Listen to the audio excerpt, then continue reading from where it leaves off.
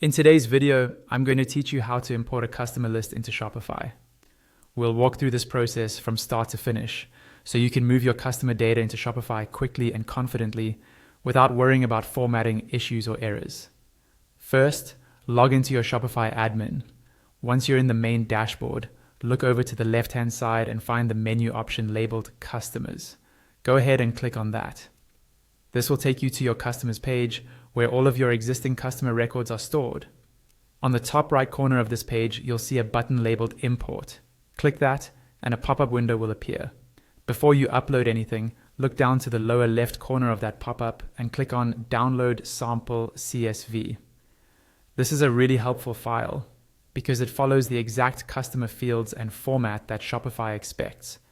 Using this template reduces the chance of errors and makes sure your data imports smoothly. Once the sample CSV has downloaded, open that file. You'll notice that the first row is already filled with column headers, such as first name, last name, email, and other customer-related fields. You don't need to change these headers. Instead, you'll enter your customer information in the rows beneath each column.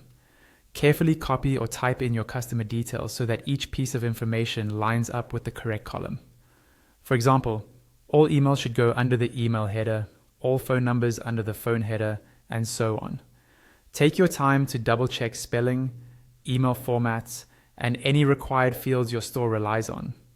When you've finished filling out your customer list, it's time to save it in the correct format. Look to the top left of your spreadsheet program and click on File. Then choose Download and select the option Comma Separated Values or CSV. This step is important because Shopify only accepts CSV files for customer imports. Now, go back to your Shopify customers page.